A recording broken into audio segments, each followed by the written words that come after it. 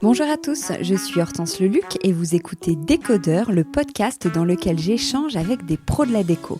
Il y a plusieurs formats d'émissions qui tournent, Stylé, Archicool, Le Club ou les rencontres comme l'épisode qui va suivre dans lequel un architecte ou un designer, une marque que vous aimez ou que vous allez découvrir, un entrepreneur ou un créatif va nous parler de sa manière de travailler, de ses produits, de son savoir-faire, sa vision, ses inspirations, bref, de l'envers du décor qu'on ne soupçonne pas toujours. Et c'est ça la force du podcast, on prend le temps, on va plus loin, on décortique, on apprend, on comprend. Il y a une forme d'intimité, de complicité et d'authenticité à laquelle je tiens beaucoup. Merci d'être si nombreux à écouter. Si vous venez de découvrir le podcast, bienvenue. N'oubliez pas de cliquer sur s'abonner pour ne pas rater les prochains épisodes. Et si mon invité vous plaît, surtout n'hésitez pas à partager l'épisode en story ou à mettre 5 étoiles. Tout ça m'aide beaucoup à me faire connaître encore plus. Bonjour à tous, aujourd'hui c'est un épisode inédit car c'est un enregistrement qui est en public. Je dirais même qu'il y a 3 événements en un. Le premier, c'est que nous sommes accueillis chez Eba, qui est le partenaire aujourd'hui de Décodeur. Eba est un cuisiniste espagnol haut de gamme qui propose aussi du mobilier de salon désormais, de salle à manger et des projets sur mesure. Ils sont implantés en France depuis quelques années et donc nous étions installés dans leur showroom Boulevard Haussmann. Merci vraiment beaucoup à Eba pour leur accueil, leur confiance et toute cette organisation. Oui, organisation, car deuxième événement, je lance les amis de Décodeur. J'ai toujours aimé ces moments en vrai, j'ai fait pas mal de talks, d'événements en public pour sortir de nos écrans et remettre un peu d'humain entre nous qui évoluons dans le même univers, déco, design, créa, artisanat, créer des moments pour se retrouver, pour échanger, pour rencontrer de nouvelles personnes, tout type de métiers et de profils, aussi bien des marques émergentes ou très installées, des archis, des designers, des journalistes, des créatifs, des DA, des artisans d'art, des entrepreneurs. Bref, un genre de réseau sympa et utile, une pause déj chaleureuse dans un lieu inspirant. Donc si comme nous aujourd'hui, vous avez envie de faire partie du réseau Les Amis de Décodeur, n'hésitez pas à me contacter, je répondrai à toutes les candidatures. Et si vous êtes une marque ou un showroom et que vous souhaitez nous accueillir, collaborer avec Les Amis de Décodeur, surtout n'hésitez pas non plus à m'écrire. Et le troisième événement, évidemment, c'est de recevoir Victoria Maria. Je suis très contente qu'on fasse cet épisode ensemble. Donc merci d'accepter de le faire en public. Avec joie. Mais je crois que t'es pas stressée. Non. T'es pas impressionnée. Non. T'as pas eu les questions avant, donc on va faire un épisode assez classique. C'est vrai que tu es architecte d'intérieur, tu es designer, tu es basé à Bruxelles et tu as un style, moi que personnellement vous devez la connaître, moi tu as un style fou et donc c'est trop sympa, on va pouvoir creuser ensemble comment tu travailles, ton savoir-faire, d'où tu viens, parce qu'on te voit beaucoup, tu as beaucoup de projets dans les magazines déco, mais c'est vrai qu'on te connaît pas forcément. Donc, et typiquement, on ne sait pas d'où tu viens. Je crois que en cherchant, je voyais que tu étais allemande, que tu vis en Belgique, on te voit beaucoup en France, on entend parler aussi de l'Italie. Donc, en fait, de quelle origine tu es? Okay, d'abord, merci beaucoup. Donc, bonjour d'abord, merci beaucoup d'être là. Ça me fait évidemment toujours plaisir de voir quand la salle est pleine. Donc oui, moi je m'appelle Victoria Maria. J'en ai pas l'air, mais je suis à 100% allemande. Je dis ça parce que généralement les Allemands sont grands. Voilà, on me dit souvent que j'ai pas la tête d'une Allemande, mais oui, donc 100% allemande du Nord, de Hambourg. Donc toute ma famille vient de là, mais j'ai toujours grandi à Bruxelles. Mes parents sont arrivés en Belgique dans les années 70. Et voilà, ma mère, comme chaque bonne Allemande qui pense que c'est toujours mieux en Allemagne, est retournée pour toutes les naissances et tous les événements importants en Allemagne. Donc je suis née en Allemagne, mais j'ai grandi en Belgique. J'ai fait ma scolarité et toute ma vie. Et j'y habite d'ailleurs. Je suis basée là avec mes enfants et ma famille. On a dans ma famille des grands liens avec l'Italie, pays dans lequel j'ai passé beaucoup de temps, dans lequel j'ai vécu aussi, donc précisément à Florence et à Sienne. Donc voilà, je parle couramment italien et c'est vrai que on peut dire que c'est mon pays de cœur. Voilà. Et alors, quel parcours tu as eu? Parce que je crois qu'on a eu un peu le même, non? Tu as eu une formation de journaliste avant de commencer. Exactement. Je trouve qu'on est très jeune quand on doit choisir ses études. Mon fils est né là à 18 ans et c'est le moment où on doit choisir les études. Et en fait, on se rend compte à quel point on est encore un bébé et extrêmement jeune à cet âge-là. Et donc, comme je n'ai pas dérogé à la règle, j'ai choisi, je ne savais pas trop quoi faire, donc j'avais certainement pas la bosse des maths, j'avais pas envie de faire le droit, donc je me suis dit, le journalisme, voilà. Ce qui m'a pas trop plu, j'ai terminé, et puis en ayant en ayant eu mon diplôme, je me suis dit, qu'est-ce que je fais? Et il est vrai que j'ai toujours eu cette passion pour les objets, les espaces, etc. Ce que j'aime raconter, c'est depuis toujours, je rendais ma mère folle en bougeant les meubles dans ma petite chambre. Et même quand elle était partie, je bougeais les meubles dans le salon, dans la salle à manger. Elle était très fâchée sur moi quand elle rentrait. Donc j'aurais dû étudier évidemment l'architecture d'intérieur ou l'histoire de l'art. Voilà. Donc, j'ai annoncé à mes parents que j'allais me lancer toute seule. À ce moment-là, ils m'ont dit « Le fais pas, tu vas terminer sous un pont, catastrophe ». Voilà, c'était encore une autre époque où les parents préféraient que les enfants, je pense, aient vraiment des études et des choix vraiment sur des rails plus rassurants. Je me suis quand même lancée. Et voilà, j'ai fondé ma société en 2007, donc il y a très longtemps. Et petit à petit... J'ai roulé ma bosse, je ne sais pas si ça se dit. Si, ça se dit. Est-ce que tu te souviens de ton premier chantier? C'était qui ton premier chantier? Oui, alors je m'en souviens très bien. C'était en 2007, j'étais au supermarché, je poussais mon caddie et j'ai rencontré un copain qui m'a dit « Ah, je viens d'emménager, je dois faire tous mes rideaux, etc. » Et donc, j'ai simplement commencé comme ça. Ouais. On avait fait une vidéo au PAD ensemble. Tu as quand même une culture design et autour des arts décoratifs qui est quand même assez incroyable. Quand même, d'où te vient cette culture? Comment tu as appris? Tout d'abord, merci, parce que j'aime ça. Et en fait, ça me paraît un peu bateau, mais j'ai beaucoup lu, je me suis beaucoup documentée, pas mal voyagé aussi. Donc, oui, comme je disais, je ne suis pas du tout quelqu'un de matheux ou de financier. Je dis toujours ça, j'ai un cerveau divisé en deux. Un qui est vraiment, je sais à peine compter jusqu'à 10 et je ne suis pas du tout une femme de chiffres. Et l'autre qui est plutôt pas mauvais. Et donc voilà, c'est vraiment l'histoire, j'aime ça. Ouais, tu es très créative. Tu te sens créative? Mais ça, c'est encore un autre sujet. Mais oui, je me sens créative. Mais après, c'est toujours difficile de s'auto-décrire, en fait. Donc, je pense que quelqu'un d'autre peut dire de quelqu'un d'autre si oui ou non il est créatif, mais de dire de moi-même que je suis créative... Tu te sens créative ou pas? C'est une question difficile. Je dirais que oui. Ouais. T'as pas mal de projets un peu différents, mais autant des appartements, des maisons de campagne, etc. Comment tu les choisis, là, aujourd'hui, tes projets? Comment je les choisis? Je les choisis pas, ils viennent à moi, j'ai envie de dire. Et comment tu les abordes alors? Quand tu arrives la première fois dans un lieu, qu'est-ce que tu repères en premier? Comment tu commences à travailler? Alors, c'est un peu différent. Il n'y a pas quelque chose que je remarque en premier.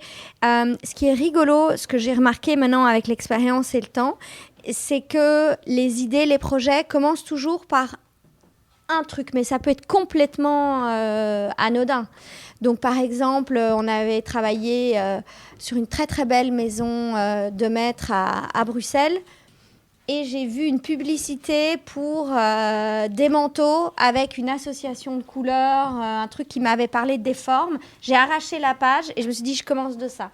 Ou alors, j'ai vu la forme d'un packaging. Ou alors, ça va être un tableau que je vois qui va m'inspirer quelque chose. Ou voilà, il y a une maison dans laquelle je suis rentrée. Je me suis dit, ici, il faut faire un truc type sécession viennoise. Et on est parti à mort là-dedans. Donc, il va toujours y avoir une idée au début, mais qui peut venir de multiples canaux. Oui, c'est ça. Et est-ce que tu as une méthode de travail un peu particulière? Oui. Alors ça, c'est une méthode, en fait. Je pense qu'il ne faut jamais regarder à droite, à gauche, comment font les autres. parce qu'il y a autant de méthodes que ce qu'il y a de gens, il y a autant de recettes. Enfin, c'est pareil pour les couples. Il faut jamais regarder à droite, à gauche, en fait. Ça, c'est vraiment un leitmotiv que j'ai. C'est pareil pour les couples. C'est vrai, en fait. Il y a regarder autant le mari à côté. Voilà, chacun a son mode de fonctionnement, sa recette, son truc, voilà. Et nous, ce qu'on a mis en place et ce qui fonctionne, il y en a deux. Donc, quand on travaille pour des privés ou quand on travaille pour de l'hospitalité. Donc, pour des privés, les gens viennent chez nous avec leur projet, quel qu'il soit, juste une salle à manger ou une maison de 1000 mètres carrés ou whatever. On rencontre le client, on écoute ce qu'il veut, etc. Et après, nous, on travaille sur base d'un avant-projet. Donc, c'est-à-dire que pour faire le projet de la personne, on va vendre un avant-projet sur une base forfaitaire. Donc, par exemple, monsieur et madame Bidule viennent chez nous pour tel projet. On va analyser le projet. Je veux dire, voilà, pour votre projet, on peut vous créer le projet. En fait, comme un peintre va faire une toile. Et ça, c'est sur une base forfaitaire. Alors là commence pour nous le plus gros du travail. Donc, avec l'input que nous aura donné le client, je veux de l'art déco, je déteste le bleu, j'ai tous les meubles de ma grand-mère à mettre dedans, je veux ci, je veux ça. On crée le projet. Et ensuite, on le monte en 3D, mais c'est extrêmement précis. Donc, il y a tout dedans, chaque matériau, chaque truc, et on présente le projet, donc le fameux avant-projet au client. Et à ce moment-là, si ça plaît, on décide de travailler ensemble et on affine le projet, on resserre l'étau jusqu'à ce qu'on arrive vraiment au résultat qui convient à 100% au client. Voilà. Et si c'est de l'hospitalité, là c'est différent. Le client nous dit exactement ce qu'on veut et nous on vend le concept, l'idée et tout le dossier, quoi. Avant. Oui. Et tu as un style dont je parlais qu'on pourrait définir peut-être un peu maximaliste, coloré, joyeux, peut-être un peu folklorique aussi. Et en même temps, c'est exactement le mot que tu viens de donner. Tu es très précise, rigoureuse, ordonnée. Comment tu combines ces deux aspects-là dans un même intérieur ? Alors, comment expliquer ? Oui, par exemple, si on vient chez nous à la maison, il y a beaucoup d'objets, beaucoup de trucs, mais tout à sa place. Donc, je sais exactement si ce truc-là a bougé de place ou pas. Donc, je trouve que c'est pas parce que c'est chargé ou qu'il y a beaucoup que c'est spécialement désordonné. Voilà, exactement. Et je trouve qu'il n'y a rien de pire pour moi que d'arriver dans un endroit qui est vide, qui est stérile, sans... En fait, je trouve que la vie est déjà tellement difficile à l'extérieur qu'en fait, on cherche la beauté et le réconfort à l'intérieur avec ce qu'on a, avec les objets qui nous rassurent, qui racontent des histoires, etc.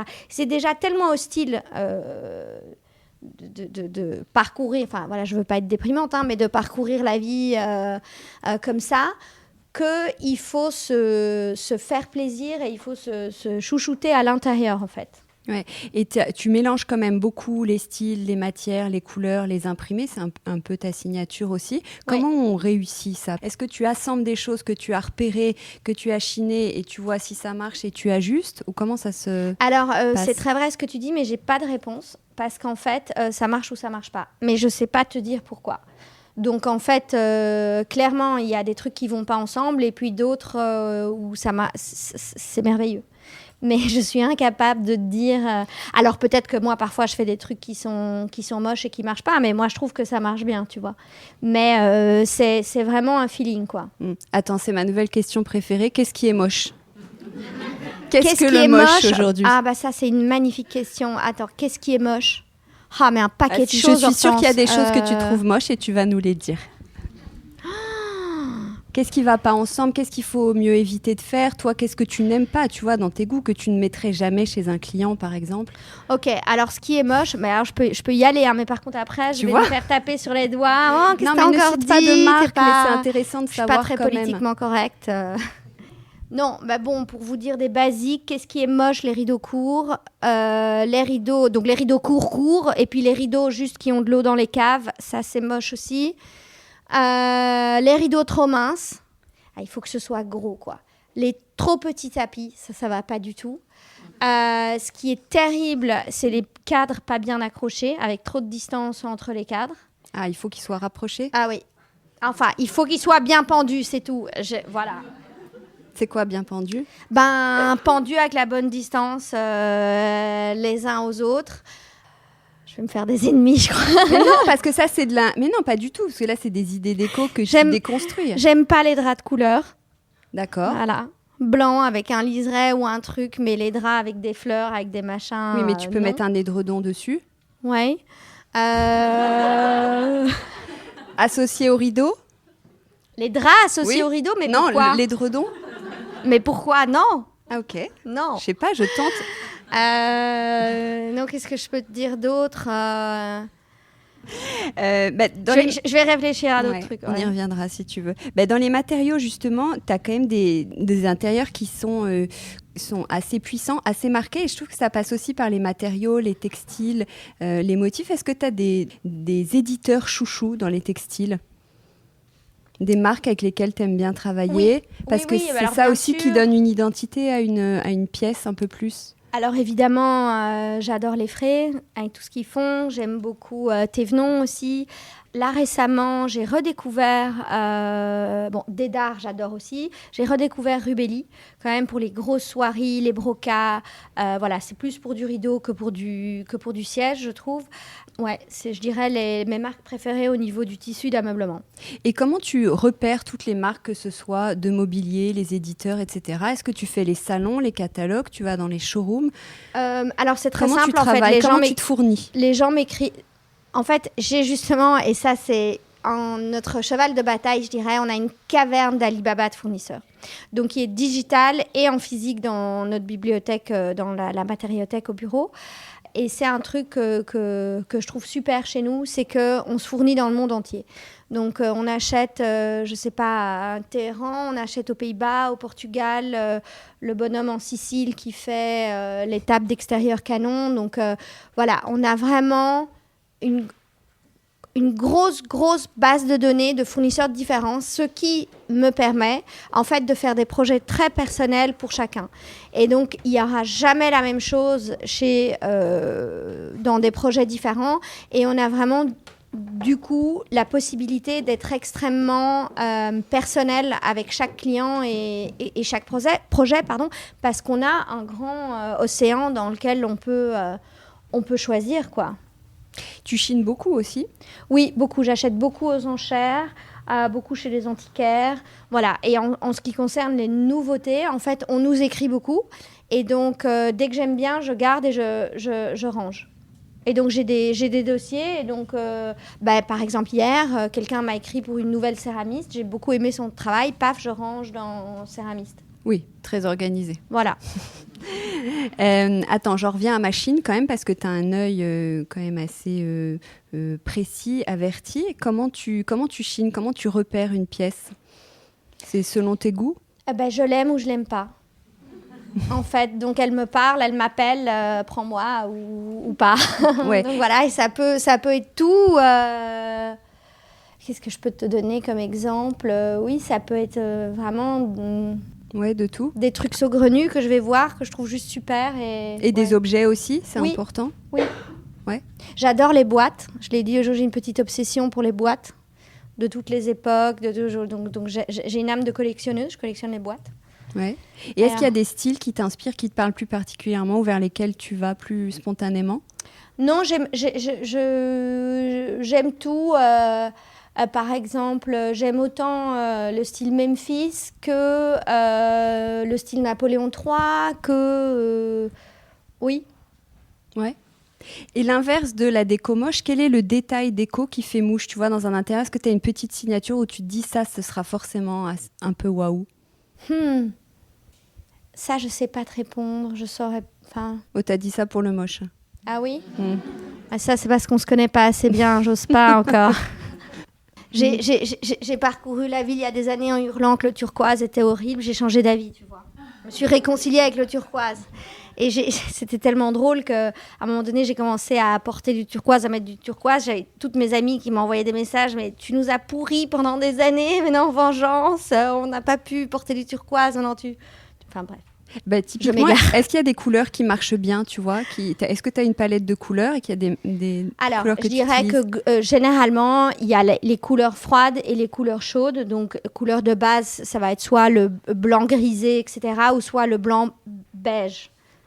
Moi, personnellement, je suis plus dans les sous-tons jaunes. Donc, j'aime le beige, j'aime le sable, j'aime plus ça. Mais ça ne veut pas dire que l'autre est moche. C'est juste une question personnelle de goût. Donc, je vais plutôt aller vers les tons chauds, voilà. Est-ce qu'il y a un projet dont tu rêves? Un projet dont je rêve... Parce que tu fais autant de l'hospitality que du particulier. Oui. Qu'est-ce que t'aimes, tu vois, qu'est-ce que tu préfères faire et qu'est-ce que t'aimerais faire? Ah, mais j'aime les deux, en fait. J'aime autant les super chouettes projets personnels avec les privés que l'hospitalité. Non, j'aime vraiment les deux. Là, sur quoi tu travailles? On travaille sur un... Sur ce que tu peux dire, parce que je sais que vous n'avez pas toujours le droit de dévoiler un peu en avant-première. Un grand projet d'hospitalité qui va ouvrir à Paris en janvier 2027. Donc ça va vraiment être super.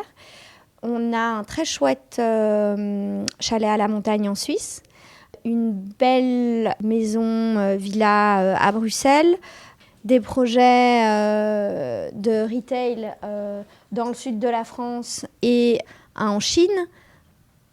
Oh, le suspense. Et une grande maison dans le nord de l'Italie. Voilà, très belle maison dans le nord de l'Italie. Qu'est-ce que tu parlais de difficultés tout à l'heure? Qu'est-ce que tu trouves le plus difficile dans ton métier? Beaucoup de choses, en fait, évidemment, dans notre métier. Et puis surtout, nous, on montre quand même beaucoup sur Instagram. Les gens voient que une partie de la médaille, quoi. C'est beau, elle est que dans des beaux endroits, c'est quand même très luxueux, etc. Mais en fait, le travail qu'il y a derrière, j'ai des très bons amis dont lui, honnêtement, a le talent fou. Il pourrait... c'est un Jacques Garcia, quoi. Mais... on en parle, il serait incapable de faire le métier. Je pense au premier client qui lui dirait non, je veux pas ça, il claquerait la porte. Et donc en fait, il y a une énorme partie d'abnégation, de travail administratif, de trucs ennuyants à faire sur le côté que les gens ne voient pas et honnêtement seraient incapables d'estimer à sa juste valeur, quoi. Et donc c'est pas juste de la création et du design. En fait, et c'est ça qui est rigolo, c'est-à-dire que la partie dont on parlait, pour laquelle on pense qu'on est bon, c'est-à-dire créer, pondre, peindre le projet, comme je disais, mais c'est ce qui met le moins de temps, en fait. Parce que si on a des idées, et je pense qu'on en a quelques-unes et qu'on est créative, les idées, elles sont là. Après, il faut les mettre en place, il faut être confronté aux contraintes, de la réalité, les contraintes budgétaires. Voilà, c'est beaucoup de boulot en amont. Et je regrette en fait que j'essaye parfois de le montrer en montrant les work in progress, en faisant les stories des chantiers, etc. Mais il y a plein d'aspects qu'on peut pas montrer. Et ça, c'est aussi, je divague, je fais une petite transgression sur les réseaux sociaux, etc. Et je le dis, moi, à mes enfants, je dis, je suis autant victime que criminelle, entre guillemets, parce que mon Instagram, c'est que du beau, etc. C'est un outil de vente, entre guillemets. Mais les stress, les crises, les angoisses, etc., elles sont bien là et on ne les montre pas. Et est-ce que tu n'oserais pas les montrer plus ? Non, c'est un choix. Pour ton image, c'est pas possible, c'est ça ? C'est pas une question pour mon image. Certains collègues le font, moi je le fais pas parce que c'est pas ma philosophie. Par pudeur, ouais. Et est-ce qu'être une jeune femme dans ce milieu, c'est un sujet aussi ? Parce que sur les chantiers, on n'en parle pas, mais tu as plutôt des entrepreneurs hommes, tu as des grosses rénovations, etc. Ouais. Alors, je vais peut-être décevoir certaines, mais en fait, non. Moi, j'ai jamais eu de problème avec ça. Non. Ouais. Bah, tant mieux. Voilà. Et tu travailles, tu as une équipe ? Parce que c'est vrai qu'on te voit beaucoup. Oui, on est 8. Ouais, et je crois que tu travailles dans ta maison, c'est ça? J'ai Ouais. lu ça. On a nos bureaux sont au-dessus de chez nous. On a un espace un peu divisé. Et en effet, Donc c'est pour là. aller travailler, tu as juste un escalier. Exactement. Et ta maison, on peut en parler un tout petit peu. Tu as rénové, je crois, un très bel hôtel particulier Oui. à Bruxelles. Oui. Ma question était plutôt, est-ce qu'on est encore plus exigeant quand on... Ah, c'est certain. Voilà, je n'ai pas entendu la fin de ta Ouais, phrase, mais vas-y, j'imagine. Oui, c'est sûr. Tu es encore plus exigeant ou au contraire, tu es plus souple en te disant... Ah ben c'est non, pas on est grave, hyper je verrai. exigeant. Oui. Ouais, donc ta maison, elle ressemble... T'avais voulu faire quel style, tu vois, pour qu'on comprenne un peu dans où Ma tu maison habites. est un mélange, je dirais, des années 70 et de Napoléon III. Un mélange que, personnellement, je trouve fonctionne bien. Donc voilà. Ok. Ta pièce préférée? À la maison, Ouais. oh ben, j'en ai plein. Un petit coin dans lequel t'aimes bien être. Ah, j'ai un petit coin, mais qui est pas dans ma chambre, avec un petit canapé sur lequel je me mets quand je dois réfléchir. Ouais. Oui. J'ai une autre question souvent à la fin. Il y a quoi sur ta table de chevet? Ça, Ah si, beaucoup de gris-gris. c'est quoi un gris-gris? Non, j'ai 2 gris-gris. J'ai Sainte Rita, ma sainte préférée, la Sainte Vierge. J'ai pas mal de petits gris-gris un peu spirituels. Est-ce que tu as... Parce que quand j'ai mis sur Instagram l'autre jour que je t'ai interviewé, et je vous jure, j'ai dû recevoir au moins une dizaine, quinzaine de messages de personnes qui m'ont dit « Est-ce que tu peux lui demander où elle s'habille ?» Parce qu'en fait... Donc je tente... T'as quand même un... Ouais, en plus, aujourd'hui, Est-ce- c'est bof, mais... Non, c'est pas bof. Est-ce que tu as un grand dressing? Oui. Ouais. Oui. Tu chines les vêtements aussi? Beaucoup. Beaucoup. Ouais, beaucoup. Ouais. Ah ouais, j'adore les vêtements. Je sais pas quel philosophe grec disait ça. Je l'ai retenu évidemment parce que ça m'a rassurée. Il disait qu'en fait, c'était très important, les vêtements qu'on portait, et même la matière, que ce soit des belles matières, parce que c'était une... je ne sais pas si je retrouve bien ces mots, mais je ne sais pas si c'est Sénèque qui disait ça, mais que c'était comment on dit ça en français, une transposition de ton âme, de toi. C'est un peu le mens sana in corpore sanum, mais version fringue. Tu vois ce que je veux dire ou pas? Bah oui. Donc genre, voilà, en fait, je ne sais pas si vous m'avez comprise. Oui. Ouais. Si, non, mais c'est la façon dont tu Et donc, présentes c'est au vrai. monde, de toute façon. Oui, et en fait, ça influence aussi sur sa propre perception de soi-même, qui du coup influence en fait ce que le monde te renvoie à toi. Ça ne veut pas dire que ça doit être onéreux, ça n'a rien à voir avec la valeur, ça a à voir avec le soin. Voilà, c'est ça. Ouais. Et j'ai lu aussi que tu collectionnais les boucles d'oreilles. Et oui, des Des années 80. Ouais. Bah voilà.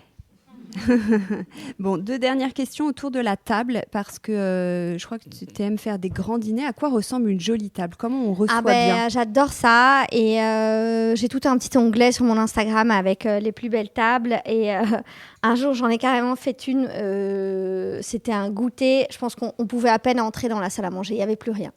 Enfin, il n'y avait plus de place, je veux dire. Et là, mes enfants m'ont dit, ça suffit. On ne peut même plus circuler. Il y avait, voilà, c'était trop. C'était un décor. Mais ça m'amuse beaucoup. Ouais. Comment on dresse une jolie table? Ben, comment on dresse? En fait, il faut d'abord avoir une idée. Et puis, en fait, j'ai à la maison des caisses par saison et par thème. Et donc, j'achète et je trouve. Même sur Amazon, hein, ou des bêtises. Donc, j'ai des idées. Par exemple, je voulais faire un truc avec du foin pour cet été. Donc, j'ai acheté des bouts de foin, machin, que j'ai mis dans une caisse. J'ai des fruits, des trucs. Et je compose, en fait. Et donc, voilà, je suis assez ordonnée, même un peu psychopathe du rangement. Et donc, j'ai toutes les caisses en bas dans la cave avec été... automne, Saint-Nicolas, Noël, Pâques, voilà. Et donc, si tu faisais un dîner avec 6 personnalités, qu'elles soient connues ou pas, décédées ou pas, qui serait-elle? Alors, en tout premier lieu, ce serait Aliénor d'Aquitaine, qui est mon héroïne préférée. En fait, finalement, la première féministe, reine de France, reine d'Angleterre. Elle a traversé les montagnes à cheval pour aller rechercher son fils. Enfin bref, je l'adore. c'est ma personne préférée au monde. Ensuite, il y aurait, pour rester dans le passé, dans les morts, Marie-Thérèse d'Autriche, qui quand même envoyait du bois à son époque, quoi. J'aime beaucoup Catherine de Médicis aussi. Après, Vladimir Nabokov, qui est mon écrivain préféré. Tolstoï, peut-être. Donc, pareil, on reste dans la Russie pour, évidemment, Anna Karénine et son regard sur les drames et les histoires d'amour. Qui est-ce que je pourrais rajouter là-dedans Visconti, sans doute. Le réalisateur italien. Ok, génial. Eh bien, écoute, merci beaucoup. On va s'arrêter là. Merci pour tout ce que tu nous partages. C'est intéressant. Je pense qu'il y a une partie de ta personnalité qui s'est dessinée quand même avec ces quelques questions. Merci beaucoup. Merci à toi, Hortense. Merci à tous.